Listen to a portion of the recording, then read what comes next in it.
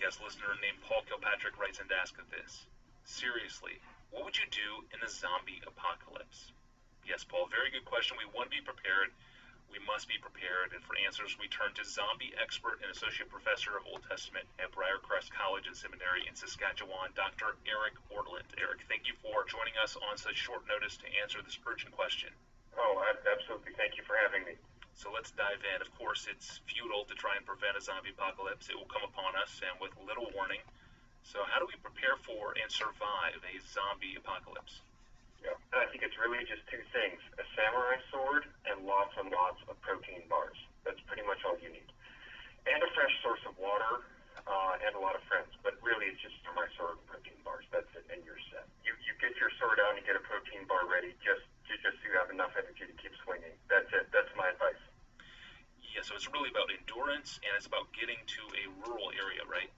Yes, that's right. Or just head north. Most zombies don't wear clothes. They'll freeze eventually. So. Of course, yeah, and that's why you live in Saskatchewan.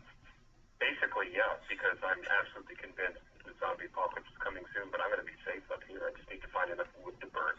Okay, that was a real question from Paul in the APJ inbox, by the way. A little bit disturbing, but it is real.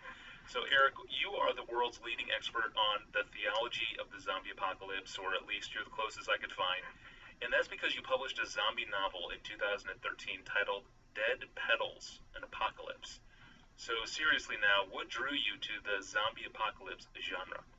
Well, there were two things, really. The first was, maybe I can admit this on the air, I actually do kind of like zombie movies. First of all, because there are a number of reasons, but the main reason is they have a very low anthropology. Zombie movies seem to be asking, if the normal constraints of society are pulled away, how will human beings act? And for the most part, the answer is we will be horribly selfish and monstrous to each other. So whenever I see a non-Christian, even if they're asking the question in a silly way, if they're asking a serious question and giving a thoughtful answer, I always want to pay attention to that and respect that. Having said that, I think the idea of the zombie apocalypse, even though it's just so silly and ludicrous, of course, I can't help but think of what Paul says in Ephesians 2 about us being dead in trespasses and sin. I can't help but wonder if there isn't a real insight in those movies. I have to ask why there was a movie before the 1963 George Romero classic, but no one really remembers it. But it's been, 50 years or so, and the genre is still going strong. So why are these kinds of movies still around? How do they speak to us? And I can't help but wonder if in a zombie movie, the reader is identifying both with the monster and with the survivors. I can't help but wonder if at some level a zombie movie is an attempt to recognize what is monstrous about oneself, if they're trying to recognize themselves in the monster, and at some level trying to say, I am dead inside. I move around and I eat, but I'm dead inside. I'm not alive. I'm an endlessly hungry dead thing. And at the same time, I wonder if viewers are trying to identify with their survivors and ask, can I survive my own monstrosity? And for the most part, in zombie movies, the answer is no. For the most part, they end tragically, and all the human survivors die. And, something inside me really likes that. I appreciate the fact that they have such gloomy endings. So I teach Old Testament, and in the Old Testament, if you study it in the context of the ancient Middle East, they're rebelling against their cultural context in all kinds of ways. Just the fact that you can't have idol statues, that was hugely countercultural. And yet, God is using the genres and the forms of speech that are common in ancient Middle East to speak to his people in a way that makes sense to them. He's speaking their cultural language.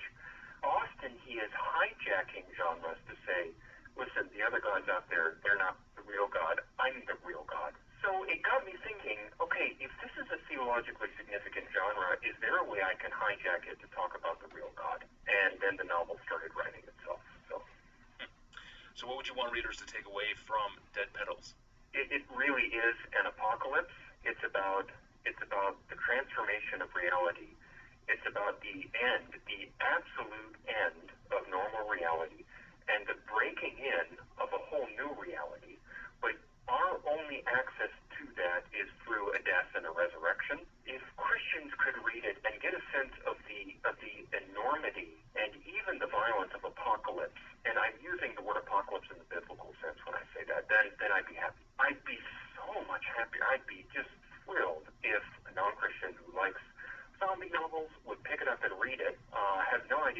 into and start asking some pretty deep questions, start asking the right questions after reading it. The book is intended to be mythic in the best sense of that word, in the sense of talking about gigantic realities that are hard to talk about reality except symbolizing them. I find that kind of literature, and I get criticized sometimes for talking about C.S. Lewis and Tolkien so much, but they did do that kind of thing so well. So I'm trying to do that as well.